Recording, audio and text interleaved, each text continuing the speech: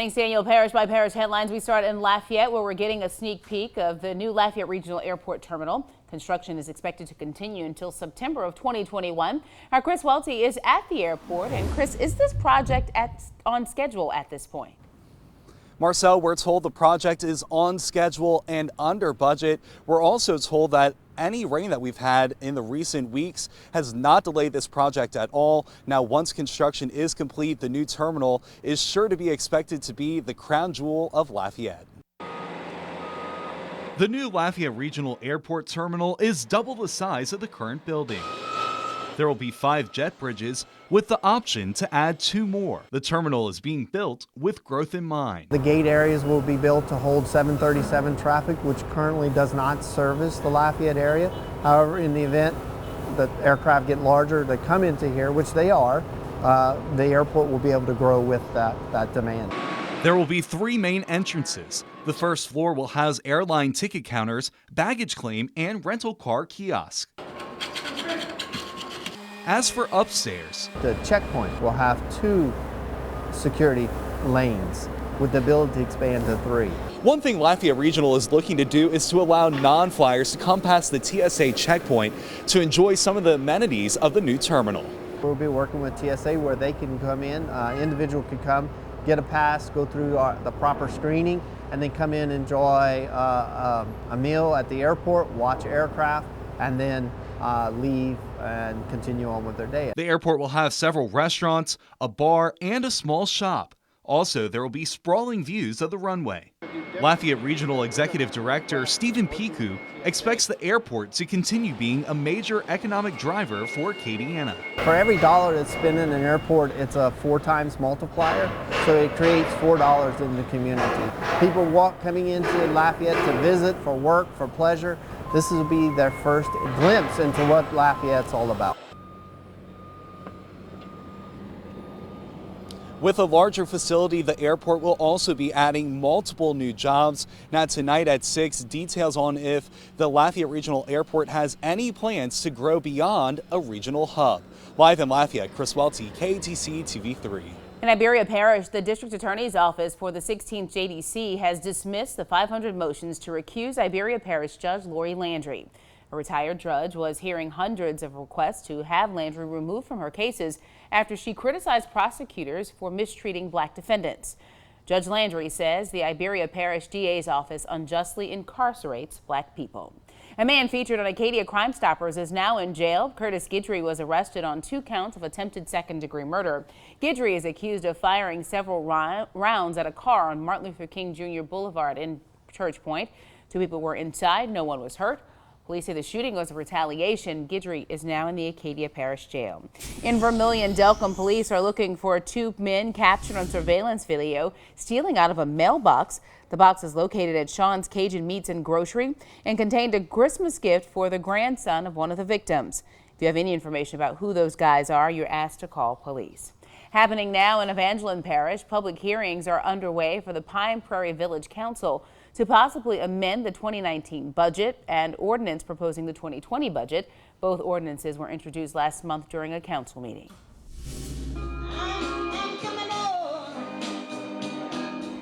A Zydeco musician Donna Angel performing today in Breaux Bridge as the St. Martin Council on Aging hosted their annual Christmas luncheon. Over 200 seniors were in attendance for the event. Youngsville police are in the giving spirit for this holiday season. The department will be conducting random traffic stops and awarding courteous and safe drivers gift cards. This is happening over the next couple of weeks. This is the 5th year Youngsville police have been doing this giveaway. Well, a year ago, David Spencer with the St. Mary Parish Sheriff's Office got to work on an investigation. He was determined to prove his boss, Blaze Smith, is in fact Santa Claus. He gathered evidence, questioned people, but in the end, he didn't get the answer he was looking for. This year, though, Spencer is more determined than ever before to prove he's right. Our Katie Easter has his story. Hours of interviews and statements from witnesses confined to this lone box. As the evidence mounted up, it came to a point where we had to come forward and let some people know some answers. But exactly what are those answers, and would people actually take him seriously? These are all questions that David Spencer had to ask himself before going public with what he found. No, I think I've come to the point where I'm okay and I'm at peace with it. I think at the beginning I felt like I needed to convince adults that he really was Santa. But what I've come to learn through the investigation is that even those who think, it's Sheriff Smith, he's been here for a while, he's not Santa Claus, they're actually helping out because they're actually providing Santa with cover so that he can operate for another year. Okay, I can live with that. But like I said, the children know. Case in point, this photo lineup. Adults, Spencer says, are all over the place when it comes to picking which Santa they like the best. But kids, well, there's only one. They identify at a rate of 98%. That's just crazy that they identify this man, Blaze Smith, at 98% that he's Santa Claus. After speaking with a few people around the sheriff's office, we couldn't get anyone to corroborate Spencer's story, but did find out that there's been a lot of strange things that have been going on around here. I mean, take this door, for instance. There are several of these that have been decorated throughout the office, and no one knows who decorated them. So, is this a conspiracy? Or is there truth to the tale? The world may never know. It's just another thing that I see where I'm like, this place is really different with Sheriff Smith. In Morgan City, Katie Lopez, KATC, TV3. He surely has me convinced. And still ahead on Acadiana's News Channel at 5. Today was the beginning of the two-day session to consider moving forward with possible impeachment of President Trump.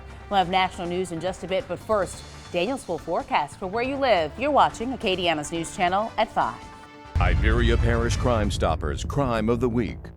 The Iberia Crime Stoppers need your assistance in identifying subjects involved in several vehicle burglaries. On December 6, 2019, officers responded to an apartment complex located at 420 South Landry Drive. Upon officers' arrival, officers were advised that there were several vehicle burglaries that were parked in the parking lot of the complex. Surveillance footage showed two unidentified males walk onto the property, open the doors of several vehicles, and entered them. Anyone with information involving this crime can contact Iberia Crime Stoppers at 364-TIPS. On behalf of Iberia Crime Stoppers, I am Sergeant Daisha Hughes. If you have information on this or any other crime, call Iberia Crime Stoppers at 364-TIPS. All calls remain anonymous, and you could earn a cash reward up to $1,000. Team 3 Weather Lab. Here's Daniel's True View forecast. Welcome back, everyone. Well, we had a beautiful day today. Caught plenty of sunshine, and we do have some of the clouds that are making their way into the area. And we saw them really thicken up as we went through the afternoon, and they're going to stick around through the rest of the night as well. We're going to get into all of that and what that means for our future forecast. First, though, let's start with a look at the satellite and radar picture. You can see all the clouds that are out there. There's plenty of them, and they're going to be laying in throughout the rest of the evening as well. That's going to keep us a little bit warmer. As we went into last night, we saw those temperatures drop down into the 30s. Quite cold early on this morning. I don't think that's going to be the case. Now, it'll still be chilly outside. You'll still want a jacket. But these clouds are going to do a good job kind of keeping a lot of that heat really trapped in to the surface there. We avoided all the showers. Some pretty impressive stuff that's going on offshore. Certainly plenty of thunderstorms sitting out just off the eastern coastline there. And I think that we'll stay pretty quiet. Everything should stay out over towards the east. That's how it looked over the last couple of days. Going back to some of the previous model runs, seemed to have a pretty good idea of what we were expecting. So we're going to stay quiet as we go through the rest of the night tonight. In fact, we're going to stay quiet as we go through the rest of the day tomorrow as well. Here's a quick look at what your futurecast has in store. We can run this through the rest of the evening. You see those clouds stick around, and we'll see the cloud cover early on.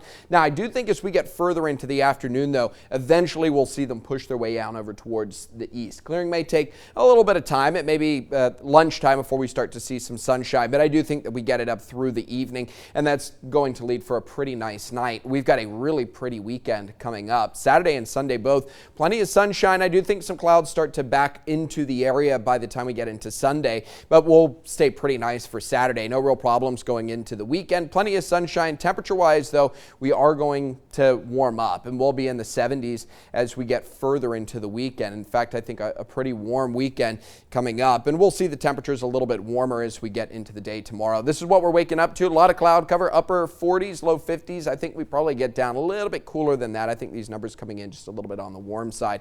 We'll run up in the mid 60s there throughout the evening as we get further into the day. By the time Saturday rolls around, upper 40s out there. I think we're closer to 50. Sunshine up through the remainder of that weekend forecast. Now, the next best chance of rainfall is going to be arriving early next week. Let's pick things up this weekend. Sunday, clouds are going to be streaming in. I think we avoid the showers, but by the time Monday arrives, it's going to be warm, it's going to be muggy, and this front is going to swing through. We may see a corridor of some severe weather develop along this front. I think a lot of that is going to be mostly out over towards our northeast.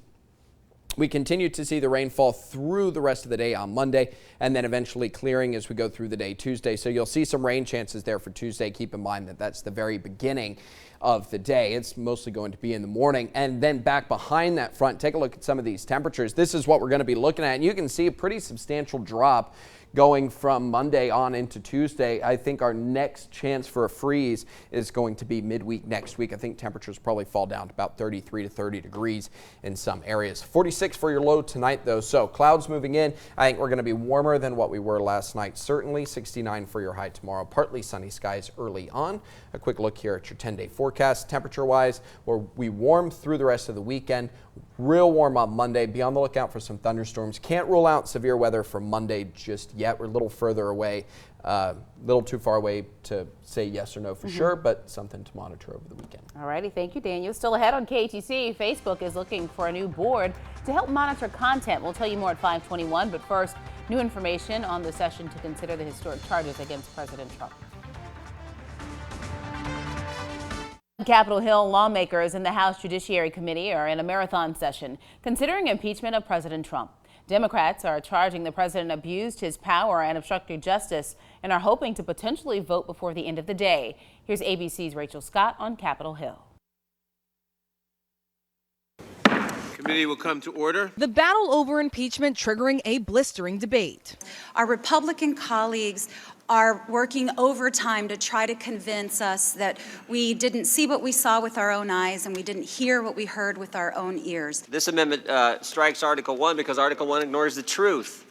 4 facts, 5 meetings. We've talked about it now for 3 months. Today's hearing marks the next big step before the House votes on the articles of impeachment against the president.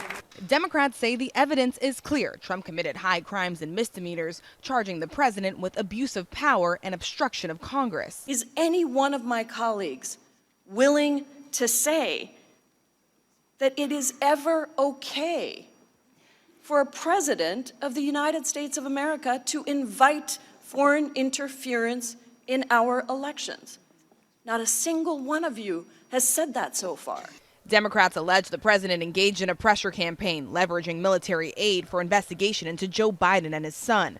Republicans firing back, pushing to fold Hunter Biden into the narrative. He could not resolve his own dispute with Hertz rental car over leaving cocaine and a crack pipe in the car. I would say that the pot calling the kettle black is not something that